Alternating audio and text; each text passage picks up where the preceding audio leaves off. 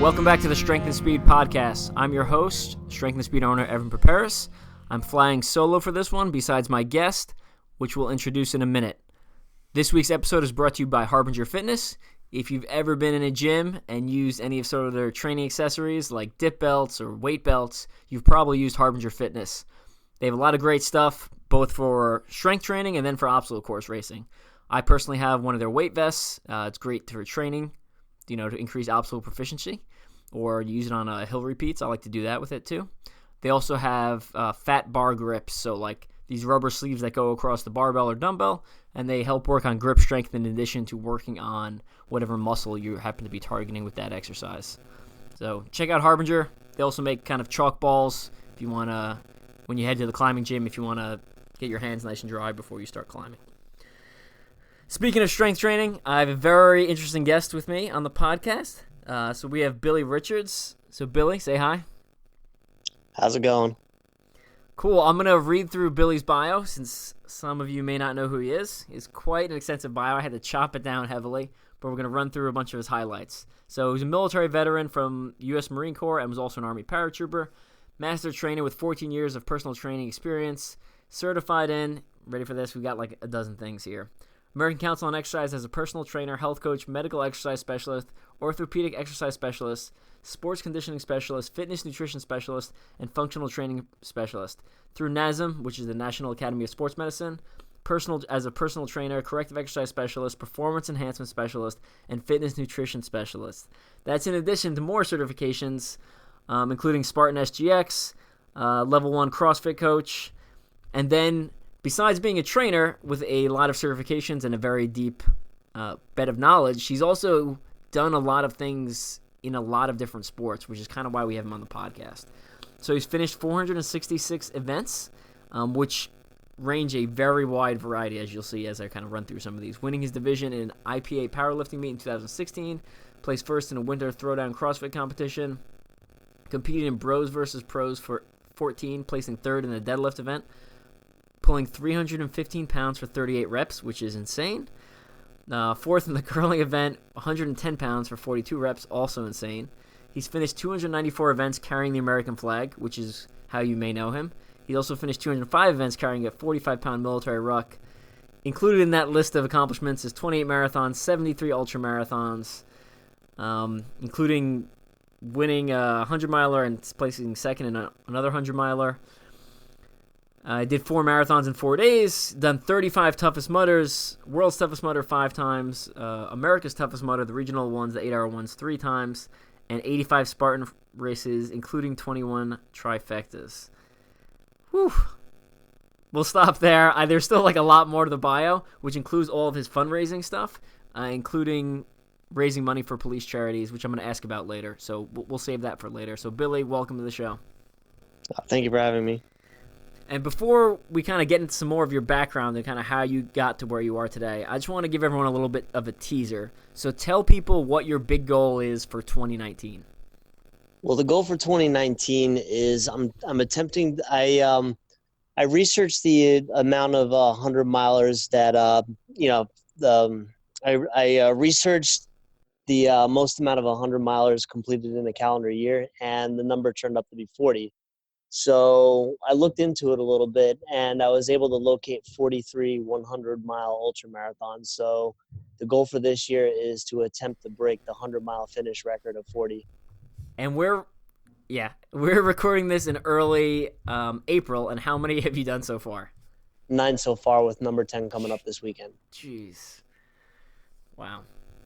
Okay, we're going to ask a lot of questions about that later. I just wanted people to have an idea of kind of where your mindset and where your goals are for this year. And one of the other things that I find very interesting about you is you're not like a regular ultra runner body type. As I read through some of your bio, you could see some of your strength training background. So give us a height, weight, of you and age? Right now I'm 37 years old. I weigh my height's 5'9". I weigh 190 pounds. Yeah, so not a small guy. It's not like a twig running an ultra marathon. All right, so I covered a lot of your unique background. So let's kind of back up a little bit more and start kind of at the beginning. How did you get into sports, and then how did it kind of lead to this such diversity? Well, when I was a kid, I was always more or less like the little like the stocky the shorter stocky kid growing up. Like I got picked on a lot. I was also I also had a late birthday, so I was born in December. So my parents had the choice of either holding me back a grade or skipping me ahead. So they decided to skip me ahead. So I was the youngest person in my grade and everything. And when I was about 13 years old, my parents went through a pretty nasty divorce. So, I was with my mom for a little bit. Things didn't work out. So I went over with my dad and everything. And, one day I just, I was always big, when I was a kid, I was always big into like action movies and everything, like Schwarzenegger, Steven Seagal, Sylvester Stallone, Van Damme, all those type of movies and everything. And one day it just clicked. It's like I just want to be, like the biggest and strongest person out there, like those guys. And being that I got picked on a lot, I just kind of wanted that to stop. So I just took action. My uncle got me a weight set. I started out in my garage, and then for my birthday later on that year, my dad got me a gym membership over to Bally's, and that's pretty much where I started out. Awesome. And where did you grow up? I grew up in Islip. Yeah, in Long Island, New York, which is where I'm from. So boom, representing. I'm excited. You're the first Long Island person I've had on the podcast who I didn't. I had one other guy, but I grew up with him, so I don't really count that. Okay, so you about how old was this when you started kind of weight training initially? I was 13. Okay, and so Yes, yeah, keep going. yeah. I started very young, and then I started out in my garage. I was always a little bit on the shy side, so I was pretty quiet. Never really, talked to anybody or associated with anybody. But yeah, my dad got me the gym membership and everything though, because I started getting like tension headaches once the weather got colder because the ventilation wasn't as good. So then, going to the gym and working out, I started like associating with more people and everything. So, it kind of like almost became my social life. So I didn't really do too much like outside of school. I pretty much, just worked out. So, you know. Nice. So you start building the strong base. Obviously, a lot of strength training. Now, at what point does that start getting into more endurance sports? Because I'm assuming you did strength training for a while before you kind of crossed over. Yeah, I mean, I pretty much grew up a gym rat. I did mostly like weightlifting. I didn't really have any idea what I was doing at first because I was just a kid. So I pretty much like learned things off the gym floor and everything. This is like around the 1995 time frame though, so it was a little bit of a different atmosphere. There wasn't as much stuff out there, you know what I'm saying? Like no like internet, no YouTube, no nothing. So I learned a lot from like people on the gym floor, like just reading magazines, stuff like that. And I always did like my cardio and everything like that. And then as I got more towards 17, I mean, I got to be pretty strong. Like by my senior year of high school, I was up around 315 mark on the bench press. I didn't really get into deadlifts until later on, but leg pressing 1,000 pounds, stuff like that. But after high school, I had decided that I wanted to go into the military, and I shopped around a little bit. So I figured, if I'm gonna go through all that, I might as well just go through the hardest one. If you see my the bio and everything, sometimes I'm a little more like I'm like a all or nothing type. So I just picked the Marine Corps, and when I first signed on for the Marine Corps, I was about 230 pounds, so I had to drop down to 190 to get in. So I was always like a little bit apprehensive about getting outside. So I started waking up. Like this is going back to my senior year, but I started waking up before school, before everyone else got up in the morning. I started running around the neighborhood and everything like that. So I started that habit kind of early, before I even went into the military. So I used to run. I like a little 3-mile route I used to run every morning. So that's pretty much what got me into it. just more or less to lose weight and get shape for the military. All right, awesome. So you start getting a little bit more cardio shape, enter the military, and when did let's go with like the next kind of big tipping point. Like when did you go from, all right, I can do a couple mile run to I'm going to run a marathon or something like an ultra? Yeah, I mean the marathon stuff came a little later though. Like out of nowhere, like when I was in the Marine Corps, I never planned on getting fast, but I ended up getting really fast. I mean, this is back when I was 20 years old. I mean, obviously I'm nowhere near this now though, but my fastest Marine Corps, you got the 3 mile PFT, but my fastest Marine Corps PFT was a 1650. So at Yeah, that's one point fast. I got really, really fast and I just kept going with it. After getting out of the Marine Corps, I pretty much, I became a personal trainer. I original intention was to become a police officer, but then I just kind of got a little bit more into fitness and everything. So I did that for a little while, and then I decided to go back into the Army after that. And my original intention with the Army, though, was to go through the Special Forces program. So I went in there, and I got through SFAS, I got through selection and everything. And while I was in holdover waiting for training, I had a bunch of friends that wanted to run the Army birthday 10 miler, so I'd never ran a race before. I figured, why not? I'd give it a shot. So, I went out and did the race. I had a good time and everything. Went back in the training, and then came the language phase. So when I was in the language phase of training, I started thinking to myself, I'm like, okay, I could do some more things. This is like around 2010. So, I did a 10K after that. And then after the 10K, I decided to jump right into a marathon. So my first marathon was I'd always did it with friends too, though. And, but my first marathon was the City of Oaks Marathon. It's in Raleigh. I don't know if you ever heard of that one. I have, yep. Yeah, it's usually like right around the same time as like the New York City Marathon. It's like around that time frame. But, I was supposed to run it with a friend, but my friend bailed on me because we had this is where it kind of gets a little fun. We had 12-mile ruck that we were you familiar with the Special Forces pipeline or anything like that? Intimately familiar. We Yeah, every so often you have to do the 12-mile ruck assessments and everything like that. yeah, I think we were in the Q course at the same time. We might have been. I went to selection April of 2010. Okay, I went to selection earlier and then I got deployed for 14 months. Okay. But I was in Q course in let's see, I started in late 2009, and then I graduated late. Okay, I rejoined the military in November of 2009. Okay. Yeah, I mean, I didn't make it all the way through. I kind of, I have a little bit of an issue with land nav. I'm not the best at it, so. Yeah, it's hard. It's Yeah. It requires a lot of practice and patience. Yeah, everyone's always asking me about Barkley marathons and this and that, and I'm like, I don't know. I'm not really that good with a compass, so.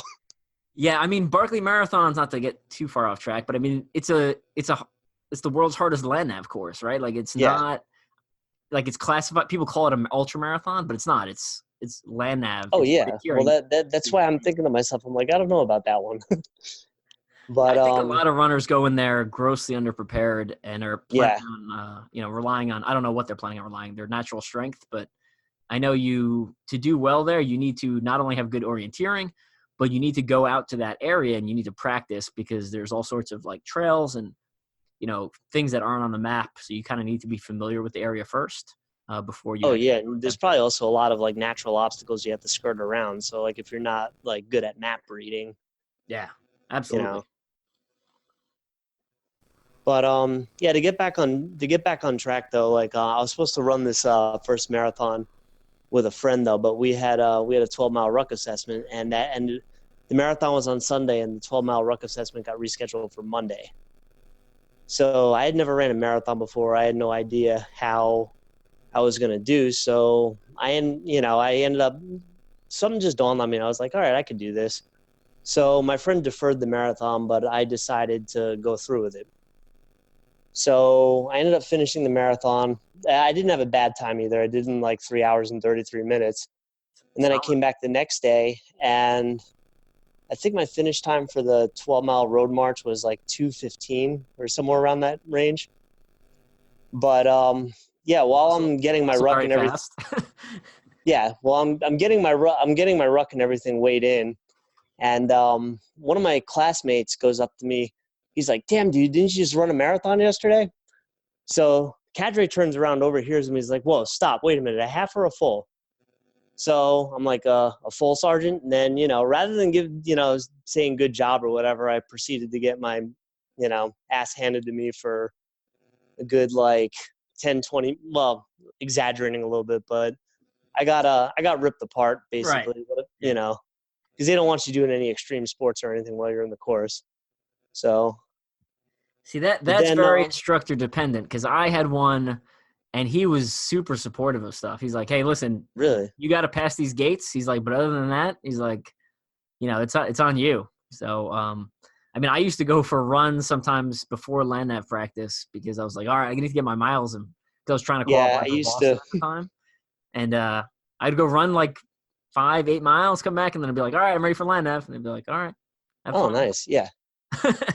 So it turned into a high mileage day those days. Yeah, I used to do something similar. That's another thing that the cadre ripped me apart about because I used to we used to have our organized PT. I mean, it was like loosely organized because like our student leaders ran it, but I used to get up at 3 a.m. and go for like a 6 mile run before PT. So they got on me about that, and I want to know your cadre because that is not the type of people I work with. And yeah, it was. I mean, I mean, generally outside of that, he was pretty relaxed. It was Sergeant Jones, Sergeant First Class Jones at the time. yeah, I mean, 1,000 I know sergeants. it's a very generic name. There's a lot of Joneses, but Yeah. Okay. Anyway, keep going. but yeah, after that, the bug just kind of bit me though. So like, in the language phase, because I was learning Persian Dari, so it's pretty much like 6 months of boredom. So I feel like you're just following me around. This is like yeah, super creepy, right? Like, Farsi's my language. I mean, okay, so yeah, I grew up in Long Island. I've been in the military like 15 yeah, years. I'm like a year younger than you. So it's like I think the two of us have been like following each other around for 30 years and we just don't know it. probably. All right, keep going. Keep going. But yeah, it was crazy though, because the follow, yeah. So after I did that marathon, I decided to do the Thunder Road the following month. Yeah, I did pretty well in it, but that was also the first one I hit my first wall in, which that didn't really matter, didn't stop me at all. But after after that, we went on Christmas break, still working out like an animal and everything, and it was time for small unit tactics. So went out to small unit tactics, got out there, had my first recycle, land nav, of course. So when I got recycled for land nav, I was in a holdover platoon, or like I was with another IODA, but since I was already language qualified, like we pretty much had nothing to do. So my first immediate goal, which I haven't done yet, I heard of like all these 50 state guys. So I'm like, all right, well, I got nothing to do. I'm gonna go try and hit a marathon in as many different states as possible. So the IODA I got switched over to while I was in holdover was like very chilled out though. So like if they didn't have anything, everyone else was in school. So if they didn't have anything else for us to do, they just let us off for the day. So every Friday I was like shooting out to a different state and I was finding all these marathons to do. I ended up doing a total of 5 and 7 weeks while I was in holdover. So, like I started all these like mass quantity like goals of events like very early. Okay. But you know, after that, I pretty much after I got out of the course and everything, I went over the 82nd. Didn't really have that much time to do any more events. I ended up getting out in 2012. So when I got out, I pretty much I didn't really start getting into events yet. That was like sort of my CrossFit phase in like 2012. You know what I'm saying though? So I got really heavy in the CrossFit, really heavy into, like more, like I just, something just wasn't clicking right, because it happens to a lot of people when you get out of the military. You don't know what you're doing with yourself. Like I just kept training. And then, once 2013 rolled around, I needed to get back into something though. So I'm like, all right, maybe I'll start doing some races again. So I started off with a couple of, half marathons, stuff like that. And then, in the beginning of the year, I stumbled on, like Spartan Race and Tough Mudder and all those things. So the first thing I did the Charlotte Sprint in 2013. That was my very first obstacle race. I wasn't doing it competitively or anything. I just did it to do it. Actually, if you're familiar with the Marine Corps terminology, boots and utes, where you run in camel bottoms and combat boots, that's Yep. exactly how I ran it. So, I got suited up like that. I did the Charlotte Sprint. I did the Sunday one. It was probably the coldest thing I've ever done. Like it was 4 miles. It was like 34 degrees and it was raining. I wore a tank top and camel bottoms. Nice. And, I liked the challenge and everything, and I got hooked on it. So like 2013, I was going to college. So, like on the weekends and everything, I would just go find, and it wasn't just Spartan or Tough Mudder either. I was just researching like all these obstacle races and everything, and just trying out each and every one. Like Savage Race, Rock Solid Mud Run, Hardcore Mud Run. I was just what's that other one? Rebel Race. I was doing like all these different obstacle races and everything, just more as like a weekend activity. Ran them all, boots and utes, everything like that. So it pretty much like filled a void for like the training and everything that I was missing in the military and stuff like that. And it kind of gave me like a goal to accomplish and everything. So I did that all the way to the end of 2013. I ended up, I went from planning on doing 1 or 2 races to doing like 2 Spartan trifectas, 5 Tough Mudders, World's Toughest Mudder. I did the Killington Ultra Beast, but that one I didn't make it all the way through the first time. And so I just pretty much got into that, and then end of 2013, beginning of 2014, I got back into personal training again, and I started working out in the city and everything.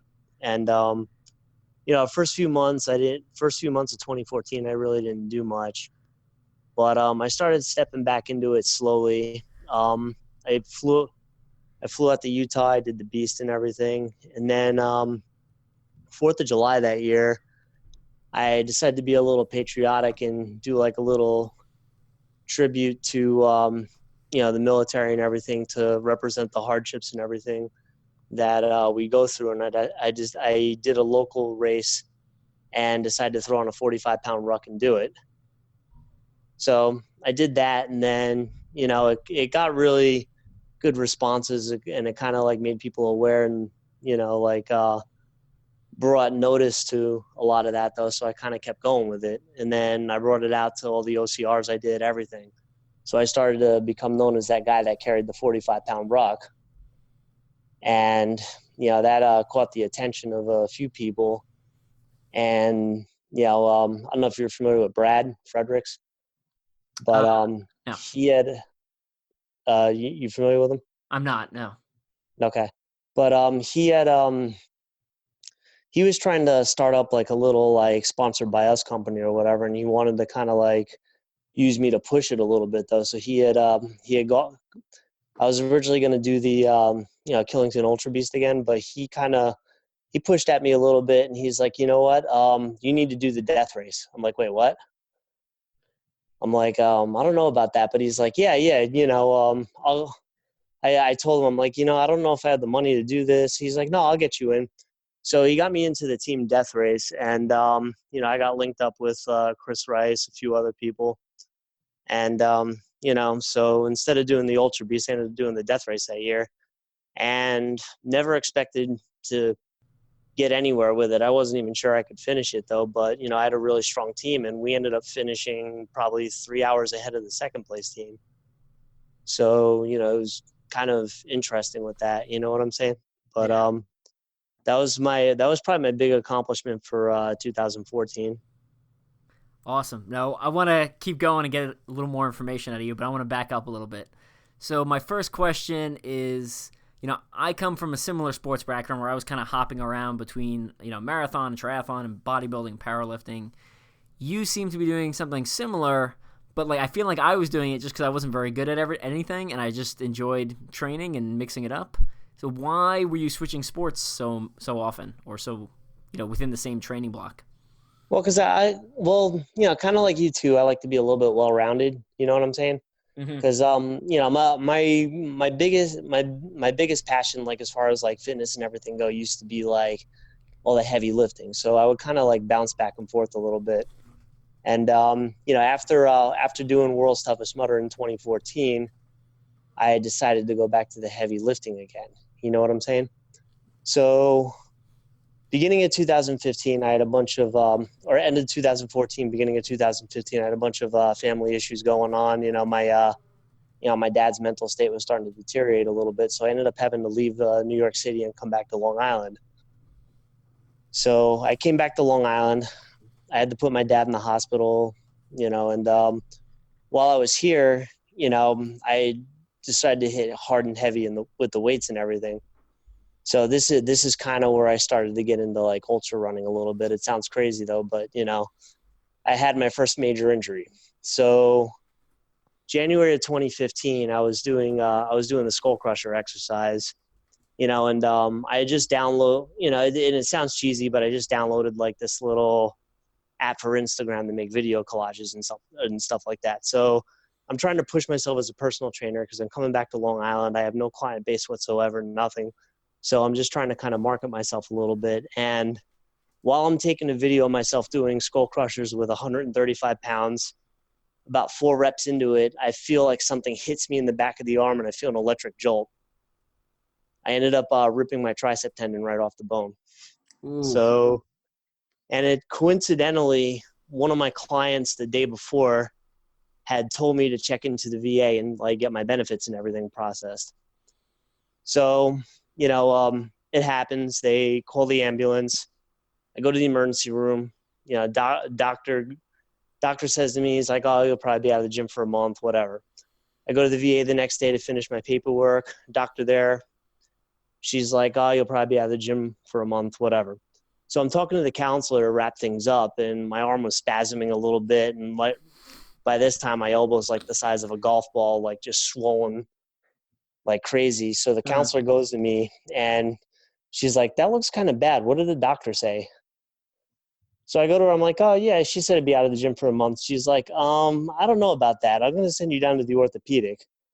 So I go down to the orthopedic, they look at it, he's feeling around. He's like, "We need to send him down for an MRI, but I don't really even need to look on it. We can get him on the table as soon as Tuesday." I'm like, "Table? What are you talking about?" He goes to me, he's like, "Dude, your tricep tendon's gone. It's not there anymore. Oof. If you don't get this surgically repaired, you're never going to be able to extend your arm, or you might get like 10% of your strength back." So I ended up having the surgery, and I pretty much just at the switched gyms, didn't have any clientele. I got my arm in this big bionic brace now. Like everything is just going to shit. I'm running out of money. So I go to myself and I'm like, I got to get myself out there again. So about 2-3 weeks after the surgery, I start running races again. You know what I'm saying? So I'm like, all right, I got to get out there. I got to do something. And I also still figured out a way to snake my arm through the pack strap of my ruck. So I'm out there. I got a 45-pound pack on. I have my arm in a brace, and I'm lightly trotting these races, but I'm still out there. You know what I'm saying? And then about 7 weeks after my surgery, I still don't have use of my arm. I think I talked to Alex Stabdell about it. You're familiar with him, right? I'm not. Yeah, he's a big time endurance guy. He finished Go Ruck selection in 2017. Oh, nice. But we started talking, and we all wanted to do this Palmetto Trail 70K. So this is my first ultra marathon. So I went out, did it. Everything that you could imagine during that race went wrong. It was like 10 miles between aid stations. The temperature dropped. We had an unpredicted snowstorm, so we had like 5 inches of snow. I'm out there, arm still in a brace, water tube froze in my bladder. Everything went wrong, but, still made it through it and, just kind of got hooked on that. So, I mean, that's pretty much what got me into it, though. Had an injury, couldn't really lift anymore. Took till about June before I got any, I had the surgery in January.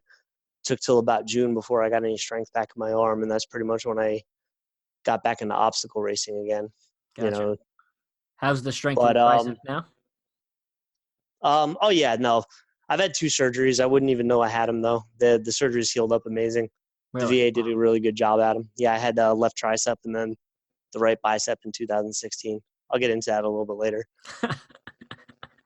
But Gotcha. yeah, after I healed up in June, backtracking like a month or so, one of my local friends saw this 100-miler.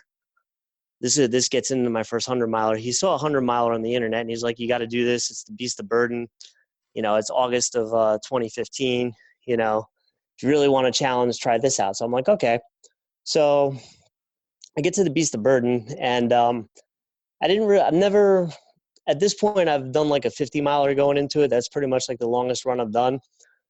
So I go into this 100-mile race, and I'm on the car ride up there, and all my friend's doing is running his mouth. If you don't think you're going to make it, if you don't think this, if you don't think that, he's one of those like little negative types that kind of, talks and talks and talks. But as he's talking, I'm not really responding. But at the same time, that Marine Corps spirit inside of me is like starting to kick in.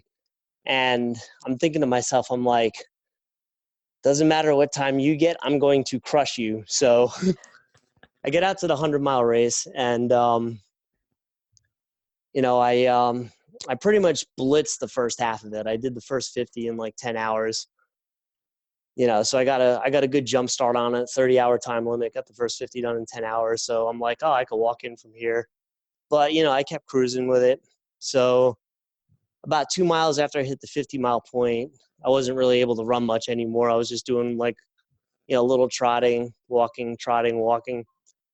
I got to the 75-mile point, I laid down, took a nap for like maybe like 10 minutes. I got done with the nap. I started shivering uncontrollably, but I was like, all right, I gotta keep pressing forward. So I couldn't really get up. I had the race director stand me up. He walked me like another 10, 20 feet away from the aid station, let me borrow a set of his sweatpants, and then, put me out on my own. I hobbled pretty much to like the 87.5-mile point. The course is pretty much a 12.5-mile out and back that you do 4 times. Mm-hmm. So it's like, 25 miles out and back, do it 4 times.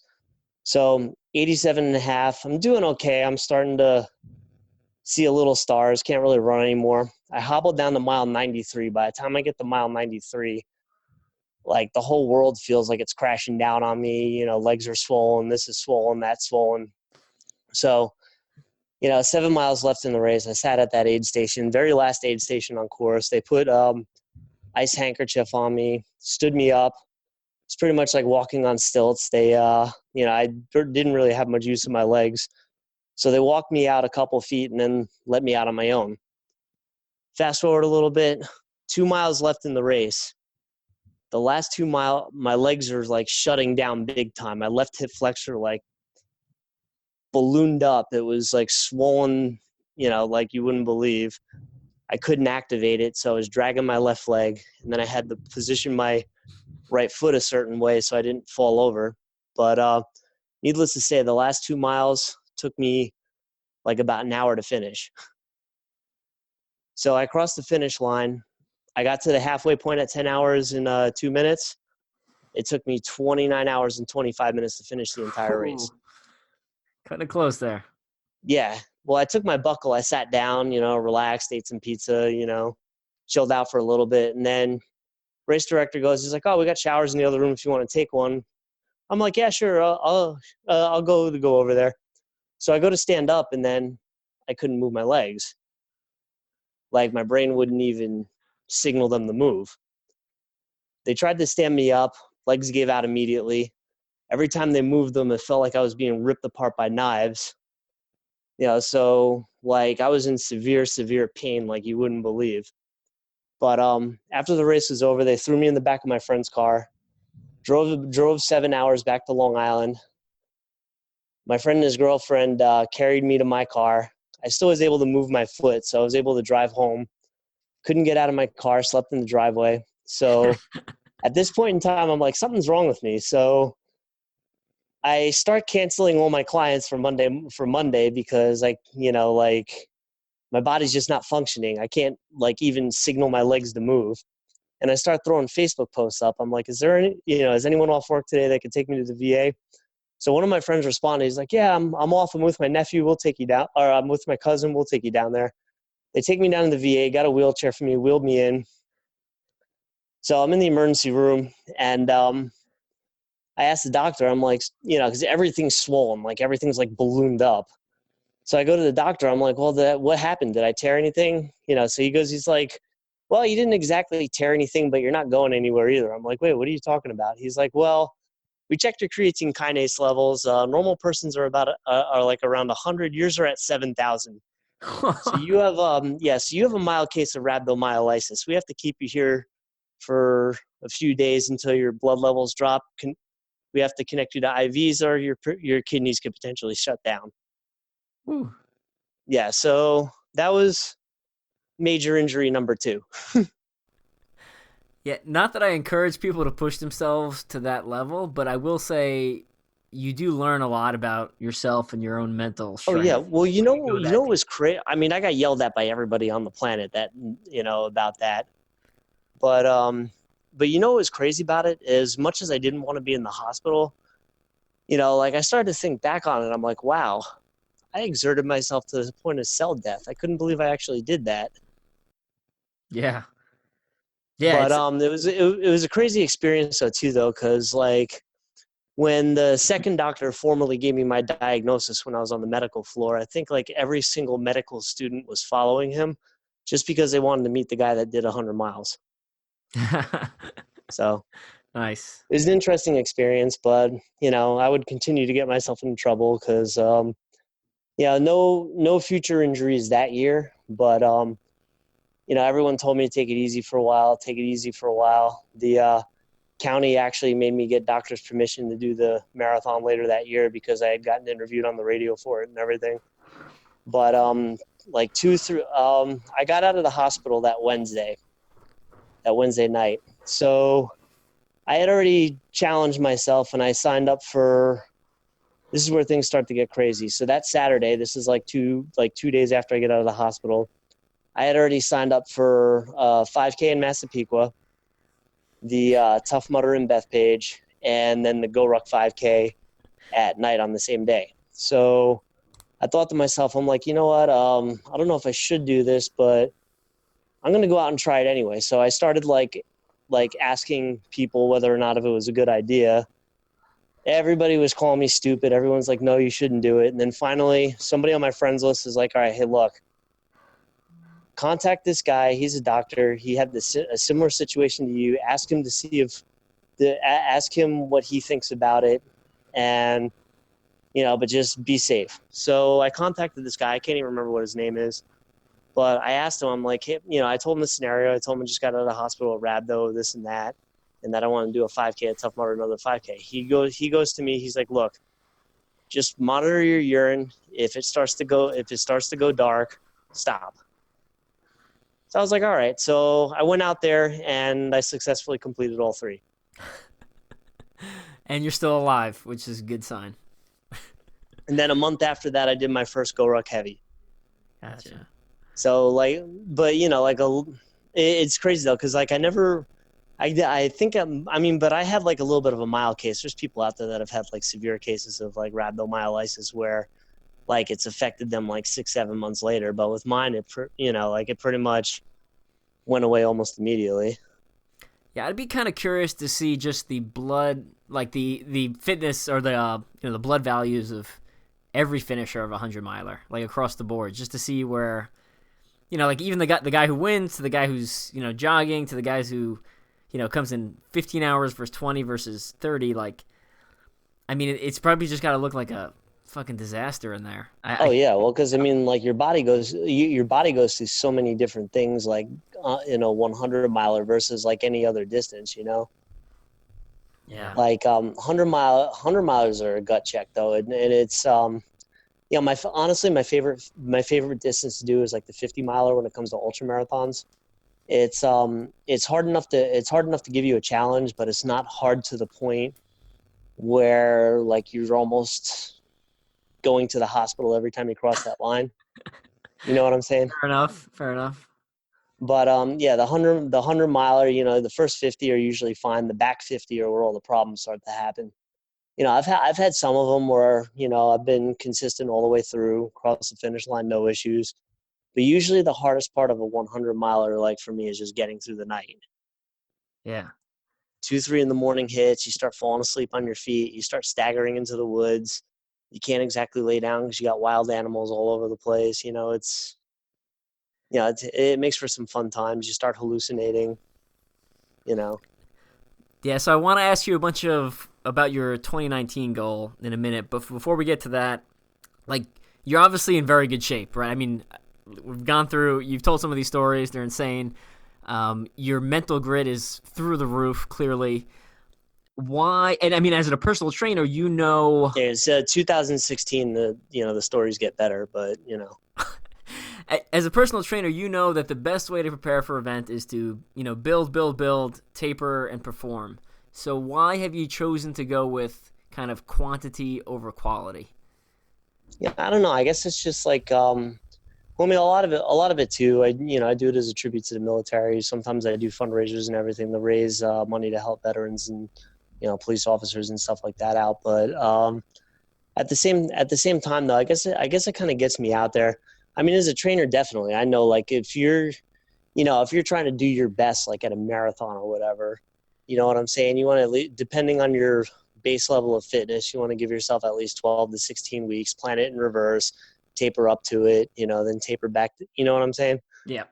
But, like, as far, like, I mean, ultra, I don't know. I mean, it's one of those things where it's like, I just have to be out there. You know what I'm saying? Mm-hmm. Okay. Yeah, I mean, So, that answers that. All right, so yeah, I mean, like me, I'm more of like somebody that likes to kind of like test the limits of what I can do. And don't get me wrong, I don't recommend that anybody else do what I do. yeah, Like, as far like from a professional standpoint, like I tell my clients all the time, don't do what I do. You know, do as I just say, not as I do. Right. yeah. Well, I mean, because it's more of like for me, like I kind of like to kind of test things out and see like how far I can go. I mean, it's I don't know. All right. No, let's get into your 2019 goals, and then we can jump back and hit on some of the stuff you've done in 2016, 17, 18. So 2019, like you said, you're going for 43 milers in a calendar year, which will be the world record. How do you prepare for something like that physically and mentally? Well, it's more of a mental game. I mean, physically, like in between events, like right now, I'm not really doing any training. I mean, I might touch on the upper body a little bit just to try to maintain like whatever strength I can. But as far as my lower body goes, I'm not training in between events because I'm doing pretty much almost every week, or mostly every week, because there's only 52 weekends in a year. But yeah, I'm not really doing any training during the week. I have a physical therapist that I picked up as a sponsor. Nice. So, like on Mondays and Wednesdays, I go down there, I just get stretched out, I get bladed, I get the electric stim, everything like that. So during the week, I mostly work on mobility and recovery and everything. And on the weekends, I run the events. Now, I'm not expecting my fitness level to improve too much because I'm constantly beaten. But at the same time, though, I'm looking at it like, it's like a world record. You know what I'm saying? Yep. When you get to that point where you're doing something at that level, you can't really expect to improve that much. You know what I'm saying? Right. I mean, that's the top of the mountain, essentially. Yeah. Like, it's all right if It's more you. it's more or less like, because it's not like you're preparing for like an isolated event. It's like, can I survive the storm? You know what I'm saying? No, absolutely. I totally get it. Now, what was So your sponsor's name? Just give him a quick plug. it's Performax. Okay. Where is he located at? They're on a Bayshore Road in like the Deer Park, yeah, Deer Park Bayshore area. Gotcha. So Cool. they're in Long Island. Yeah, they've treated me really well, you know. So So you've got about 9 down already. How's it going? And kind of how's the future looking? I'm thinking it's looking pretty good so far. I mean, I feel fine. You know, no minimal pain. I mean, your basic post 100-mile soreness lasts till about Wednesday. You know, some weeks I feel it more than others, but you know, like I've been handling it pretty well. This next race in New Jersey, it was actually the la- the last race I DNF'd at, or not real. It wasn't really on paper. It wasn't a DNF, but I didn't complete the 100-mile distance. This was about a year ago. Hmm. So I mean, they recategorized me as a 50-mile finisher. You know, big mistake. I went indoors, laid down to take a nap. Laid down to take like a little 10-minute break. Because sometimes it helps you, sometimes it hurts you, and in this time it hurt me Yeah. because I ended up sleeping through to the morning. So I ended up falling behind the time cutoffs, and I had to drop out. So, but that was a year ago. Since then, I finished my last 12 100s. So I haven't. That's the last thing I've ever not finished. Now, how much of these are you jogging and how much are you walking? Just out of curiosity. It depends largely on the terrain. Like if it like usually with a 100-miler, my strategy, like if it's a flat course, because the problem with the flat courses are the sneaky ones. Because the flat courses, you're using the same muscle group over and over and over again. Like that beast of burden that I did on the for the first time. The reason I got the rab though is I really didn't come in with that much of a strategy. I just straight up ran the first 50, and then my legs started to deteriorate as the event went on and on and on. So like a lot of like if the course is flat, usually the strategy I follow, regardless of how much energy I have or how good my legs feel, I'll usually run for a mile, then walk for a minute, run for a mile, walk for a minute. Then as the race gets later on, I might change the strategy a little bit. Like I might walk for like half a mile, or I might run for half a mile, walk for a minute. You know, but generally like every aid station I'll eat. Doesn't matter if I'm hungry or not. You know, it's always important to stay on top of the calories. I'll always because usually like 100-mile races, it's not like a regular race where the aid stations are every mile. You may have a like an 11-mile gap between the next aid station, so you always need like a water source. You know, like I'll usually carry like caffeine on me, some extra calories. You know, if I start because if I start to crash and burn, caffeine usually picks me up the quickest until I can get to an aid station and eat. And especially with this year, with the amount of events I'm doing, I'm trying to like budget it accordingly. So I usually don't carry too much on me. I just rely heavily on using the calories at the aid stations. Yep. You know, because like every little dollar you spend on this like counts. You know what I'm saying? Especially with the bulk of the events I've been doing. Yeah, no kidding. You know, it's Did you get any other sponsors to support you? A nutrition sponsor or anything like that? I could always use sponsors. I Yeah, had a what's that? I feel like there should. I mean, you could. I feel like you reach out to some of the right people, you can get hooked up for a lot of this stuff and severely reduce your cost. Oh yeah. Um. One company I'd love to have sponsor me would be Tailwind if they do it. Yeah, I'm sure they. Because because I tell you what though, I did the Badwater race a couple weeks ago. It wasn't a 100; it was the 51.4. But I did it because I want to try to get into the 135 next year, Yep. so it looks better. Like if you do one of their races and everything when you go to fill out the application. But I had food poisoning a few days before that, and the entire 51 miles I couldn't digest solid food. So they had Tailwind inside the water jug. So instead of refilling on water, I refilled on Tailwind, and my body was, despite the fact that I couldn't absorb any food, my body was still absorbing the Tailwind. So it kept the calorie count and everything up, and I was still able to make it through the race without too many issues, other than just puking food up all the time. But Yeah, I'm a huge believer in liquid calories. That's what I fuel with. I fuel Heimer Nutrition Perpetuum for World's Toughest Mudder and pretty much every ultra OCR. So yeah, it definitely helps us. I mean, especially if you I mean, you don't always get the indigestion. I mean, it depends on like how hard you're pushing, because I mean, like a lot of these ultra marathons, a lot of it's energy conservation. It's just like knowing like exactly like how much to put out. Exactly, you know what I'm saying? Mm-hmm. Because I mean, if you're going for like 24 hours or 12 hours or whatever, I mean, you know, that extended period of time, especially with all the cortisol being pumped out, all the stress hormones, the fight or flight response, everything like that, your body's just a mess. Yeah, So you're just trying to absorb whenever you can, because if you don't have any calories, you're going to shut down. So, absolutely. All right, let's talk about. We've got about 10 minutes left on the podcast before I need to kind of wrap it up here. Let's talk about it. You said back in 2016, that's when things started getting crazy. So oh let's yeah, try to do well, some I mean, I'll short do it as briefly as highlights. possible. Yeah. Yeah, because I mean, I got a million and one stories though from all the events and stuff I do. Yeah. No kidding. So, 2016 was when I ruptured my bicep tendon.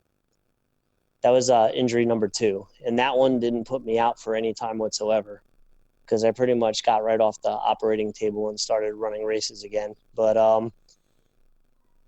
I did a 100K followed by a Tough Mudder, and I finished the 100K. It was in New Jersey. Tough Mudder was in Pennsylvania. So I get to the Funky Monkey 2.0 obstacle. I don't know if you remember the 2.0, 2.1 variation where you had the long metal pole. Yep. So I got there. I had the 45-pound ruck on. I saw the camera guy. I just wanted some pictures. So I get up there, do the obstacle. All I have to do is pass the last little chain that I'm hanging from to get to the platform, and I'm done with it. So I take my left arm off to get around the last little chain that's holding up the metal pole, and all of a sudden I feel 4 cracks in my right bicep, and my fingers just start tingling. I still finish the obstacle, but when I get off, it's kind of tingling, kind of rolling a little bit. So I had them wrap my arm up. Still finished. And I go to the VA the next day. I didn't really think it was ruptured at first, because I was still able to move my arm.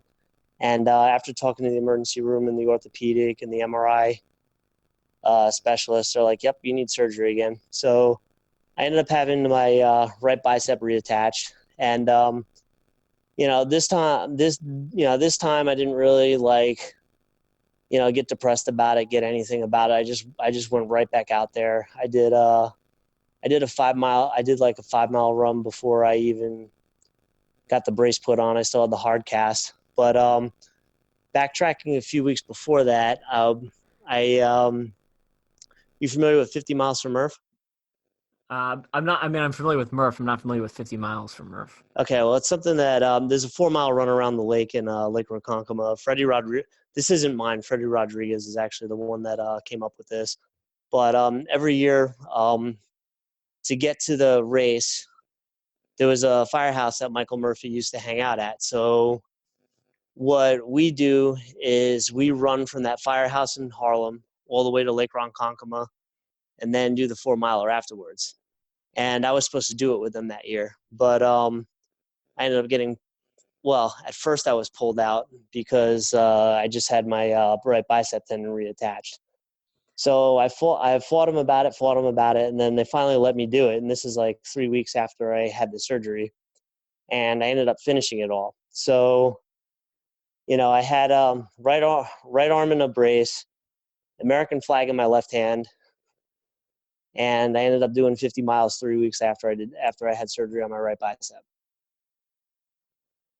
Yeah. Wow. And That's then a lot. let's see, how much time do we have left? Probably about 5 to 10 minutes, somewhere in that range there. Okay. So then after 50 miles from Murph, I get into more like the police charity stuff. So I start seeing all this stuff online, how police are being treated negatively and everything, and like all the bad responses, all the abuse they get, and everything like that. So I got kind of tired of it. So what I did though is one day I randomly grabbed my flag, hopped on the train, ran out to New York City, dressed in blue, and I did a little tribute run through Times Square and through Fifth Avenue and all over the city. Just taking as many pictures as I could with police officers and just saying thank you. So after I did that, I came up with the idea. I'm like, wait, why don't, if social media is putting out all this negativity towards police officers, why don't I try to spin that and try to start a movement where we respect the police and everything? So I decided to call it the Thank the Police Tour. So what I did though is I started a fundraiser on GoFundMe to do a cross country trip. Yeah, at first nobody took me seriously. Nobody ever takes anybody seriously at first. So I had to do a couple of quick out and backs to different states and everything. But I bought about 40 American flags, a couple packages of thank you cards, and anybody that donated, I hand wrote their name down. So what I did though is every time I visited a police station, I would run around the precinct with the flag. Sometimes I would get a police escort. Sometimes I would be on my own. I would run with that flag, and after I got done with the run, I would go to the police precinct. I would present them with the flag, present them with a thank you card with a handwritten list of all the donors, and then just simply give a thank you, and then post it all over social media to kind of like try to reverse the negativity. Mm-hmm. So I started off like not really knowing what I was doing, but I ended up, all in all with that, I ended up getting a lot of press attention, positive press attention. I got a bunch of awards for it. I raised $6,000 for charity, and I pretty much went to 39 different locations around the country. That's awesome. I'm a All, all in a little over a 2 week period. That's so cool. Big fan of that. My godfather was a Port Authority policeman who was actually in the base. I can't remember which tower collapsed first. He was in the base of one World Trade Center tower when the other tower collapsed. He survived. A lot of his coworkers and friends and stuff did not.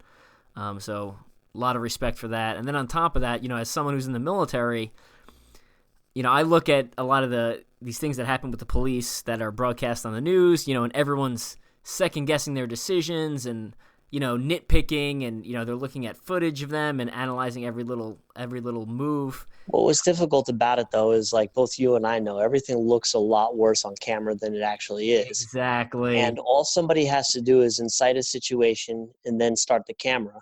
Yep. So when they see the video, they don't know what escalated the situation. They just see the situation while it's escalated already. Right. And people do this type of stuff all the time. And like what's always seen on camera isn't like the full story. It's not like, it doesn't show the picture of, it doesn't paint like the entire picture. You know what I'm saying? Yeah. And it also doesn't show. All you're doing is, what's that? I was going to say, it also doesn't show trends, right? Like the police officer may have been in very similar situations before where the outcome was very negative, right? And, Oh, yeah. Well, because police are humans too, though. I mean, like you got somebody coming at you, and you got a little 9mm and he's like all amped up and everything. That 9mm is not always going to put him down. Yep. You know what I'm saying, though? So you got dudes that, sometimes they have to empty their entire magazine just to drop them. Yeah, I mean, And, now they're getting criticized for like excessive force and this and that. But if you're scared for your life, you're going to do what you got to do. Yes, absolutely. I know, as someone who's been deployed for the military, we're fortunate enough where a lot of my decision, like we typically do an investigation after something happens overseas. But it's not like there's not a public scrutiny that's trying to like rip me to pieces. And generally, I feel that's the worst part about it. You know, the commanders I've had, it's at a point where they can't do anything right. Yeah, the commanders I've had, kind of give you the benefit of the doubt, and they still investigate, but at the same time, I look at some of the situations the police are in America, and I was like, oh, they use a lot more restraint than I would on the streets of Iraq. I'll tell you that much. Like, like, period. Like, you would not have liked that ending if it was me, and I was in Iraq. So I'll just kind of leave it at that. It's a hard job. They're out there defending your safety every day. And while, they're not perfect, the majority of them, overwhelming majority of them, like 99.9 are doing their absolute best. So, without a doubt. So Good stuff. Before we let you go, any other highlights you want to touch on? I mean, there's always a bunch of them, but I mean, if you want to have me come back on another time for like a part two or whatever, Yeah, absolutely. I you mean, know. you're only not even a quarter of the way done with your 100-miler goal for the year. So let's definitely bring you back on at the end of 2019, and we can Oh kind of yeah, see how everything panned out, and hopefully we can be talking about your world record and how awesome you are, and that I love. Again, I further love the fact that you are not like an ultra. You don't look like an ultra runner. I mean, you're strong. You're a hybrid no, not at athlete. all.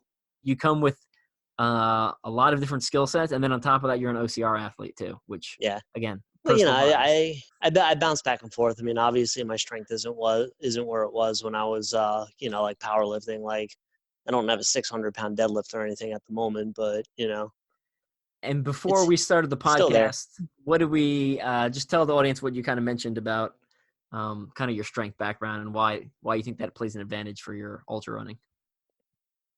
Well, I think the strength background is very important. I mean, especially since I started so young. So starting at 13, I think all the heavy lifting and everything though it contributed to having like a better bone density than most people. You know Concur. what I'm saying though? Because I mean, like heavy lifting layers down bone. It doesn't just build muscle. You know what I'm saying though? And a lot of times when people do excessive amounts of cardio, their cortisol output's very high, and cortisol I also believe strips down bone density. Yeah, because cortisol is highly destructive and everything. Mm-hmm. But I think the weight training background and everything like that contributed to the higher bone density. So it made me a little bit less at risk for like stress fractures and stuff like that. So it also made the connective tissue and everything a little bit stronger. So I think that had, yeah, this is just like my theory and everything, but I think I think it has a lot to do with my recovery time and everything like that, and why I haven't, the only lower body injury I had was outside of the rhabdo, the only lower body injury I had a bone chip in my right talus bone. I got that at the New Jersey Ultra last year. Yeah, I mean that's ridiculous considering the number of endurance, leg focused stress events you've done. So And I still finished that race too. I completely agree. I chipped it on mile one running down the mountain. Because I don't know if you did the New Jersey Ultra last year, but it was glossed over with rain, and it was glossed over and wet, and everything was covered by leaves, so you couldn't see any rocks, any twigs, any branches, anything. And I was running down the mountain, and I caught the inner edge of my foot on a rock, cranked it, and heard a pop. Thought I was done. I went to go hobbled, I hobbled down to the bottom of the mountain. I was going to pull myself from the race, but then it kind of went numb. So I'm like, you know what? I'll just see how far I can get. And then I ended up finishing it. Then I came out for the beast the next day. I walked the beast. I didn't run it. Tuesday, by Tuesday of that week, ankle was the size of a grapefruit, pretty much. Got it x-rayed. Turned out I broke it. Followed up with the orthopedic a week later. The orthopedic told me, he's like, well, there's not really much you could do about it, but I would take that boot off and you could start running like about 70%. So naturally, I pretty much went back to full steam again almost. I just cut back on a lot of the ultra distances up until August. So it didn't really stop my season at all. It just kind of slowed it down a little bit. Gotcha. But that's also about the time I linked up with those Performax guys, and after they pretty much almost like reset my ankle, so I was able to get my speed back. It was crazy. But Nice. Well, I strongly concur with you. I come from, background where I was doing a lot of weight training, and then I was also doing endurance training and bouncing back and forth between the two. So I strongly agree with that. Personally, I've never had any lower limb injuries that were serious, right? Like I've hurt something or rolled an ankle that took me out of running for a couple of days, but I mean, yeah. I've been Well, going. especially in the trails, rolling ankles comes with the territory. I mean, you're gonna roll ankles here and there. Right. You I know. always seem to kick a rock at least once per Yeah. ultra. It's like my thing. And then one of my toes turns black and blue. It's like Oh yeah. it's my MO, regardless of how much, if it's like a 20-mile ultra or it's a 20-mile trail run or a 100-mile, I will kick one rock, doesn't matter. It's just one. I Yeah. kick it. Sometimes you don't even see them; they just happen. Yeah. All right. We're going to let you go, and we will bring you back on, like I said, at the end. Before we do Yeah, that, though, definitely. any final shout outs you want to give to friends, family, sponsors, etc.? And then also, where can people find you on social media? Well, I guess I like to thank the usual people, family. I have a lot of friends out there. Best obstacle racing buddy is probably, Zach Wisnowski. I'll give him a little shout out. Give Cody Milne a little shout out. Oh, You I know know, Cody. Cody. Yeah. Yeah, he was actually a client of mine a couple years back, and then we became really good friends. So, but yeah, I've traveled to quite a few races with Cody. Nice. And then yeah, and yeah, one of the guys, well, you know David Goggins, obviously. Yep. I only Not personally, but recently I know of him. Yes. I only recently like heard of him like as of last year though, but he's one of the inspiring things that got me to kind of like push towards this a little bit though, because I used to DNF things here and there, like out of the 100s I've got a total of 19 that I finished, but I do have 5 DNFs. But ever since I've heard his story and everything, I have not DNF'd anything. Yeah, just knowing what he's put himself through, and like, with the hole in the heart and running bad water on broken feet and making it through 3 hell weeks on broken feet, I start like hearing stories like that and everything. And when you start thinking about it though, and it kind of puts things into perspective though, and like you start thinking about it, and like nobody's really like, like nobody's like really like superhuman, you know what I'm saying? Mm-hmm. It's all like a mind state, you know what I'm saying? Like I start to think like if this guy has a capability to do all this stuff with all the health defects and everything that he's got, it's like what's my excuse for tapping out, you know what I'm saying? Absolutely. Yeah. So like after hearing his story and everything, like, DNFing isn't even an option anymore. I like it. I like it. So Any other? Where can people find you? Social media.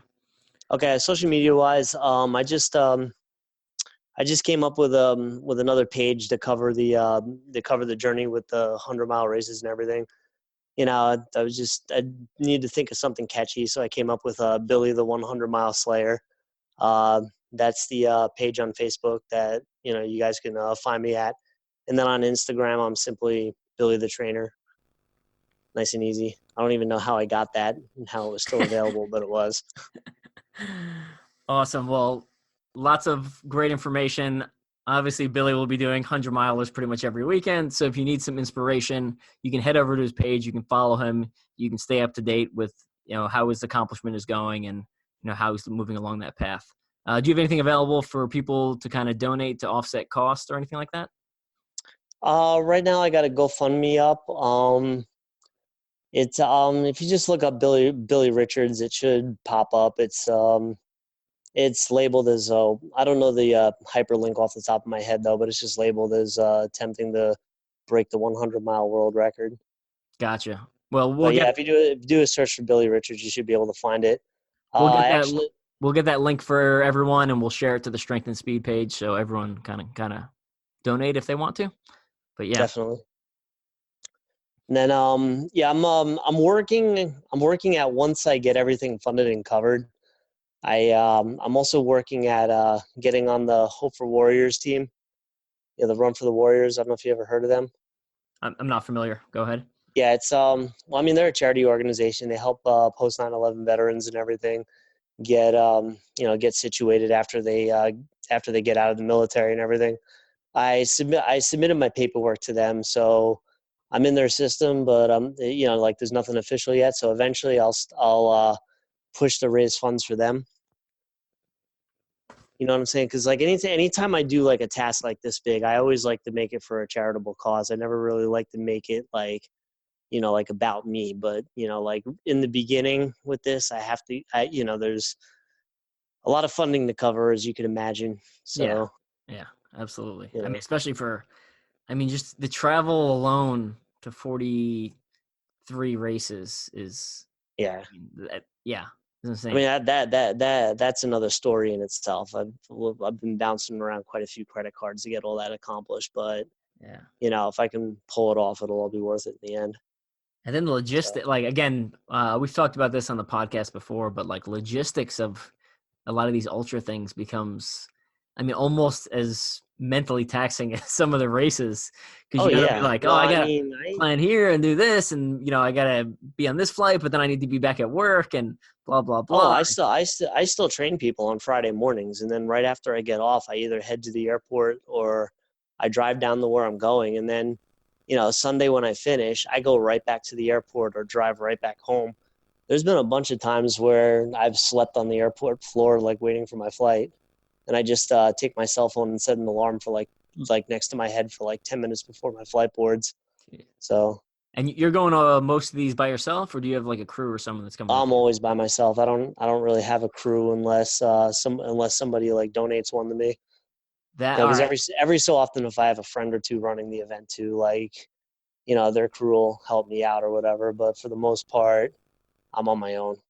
That's So even more impressive to me because my dad usually comes, or my wife, and yeah. they essentially take care of me. I'm like, I that's probably the most impressive thing. I'm from like that. I'm looking at you from the outside that you're just going to all this solo. Yeah, So again, I think I actually ran into your dad at JFK a couple of years back when World's Toughest Mudder was in Las Vegas. you did. My mom, it was my mom, and Yeah, my dad ran into you. yeah. It was kind of funny though. Like, oh yeah, do you know Evan? I'm like, yeah, I know him a little bit. So I remember they showed up to the event and asked me if I knew you because they were like, oh, I ran into somebody at the airport, blah blah blah. I was like, oh, that's yeah. pretty funny. So yeah, good story. All right. Any final shout outs? We got to get going. That's about it. I know I probably went over by like a good half hour or so, but That's fine. I think it was some great information, interesting stuff. Like I said, we'll have you back on the podcast. For the listeners, by the time this comes out, my book, Mud Run Guides Ultimate Obstacle Course Race Bucket List will be out. So again, I've talked about it a little bit before, but contributions from about a dozen different athletes, both from Strength and Speed, Conquer the Gauntlet Pro Team, and the Mud Run Guide crew, who basically came together, took at a bunch of popular races, OCRs across the nation, and gave kind of recaps and reviewed them and put them into one consolidated source. So it includes every U.S. North American OCR Championships qualifier, every OCR World Championships qualifier, and then a lot of other great stuff. So a lot of the local brands, in addition to covering things like the Spartan Honor Series and the Spartan Mountain Series and all that good stuff. So check that out. If you're into ultra like Billy is, pick up a copy of my book, Mud Run Guides Ultra OCR Bible. It's the only book focused on endurance obstacle course racing. So you can head over and check that out.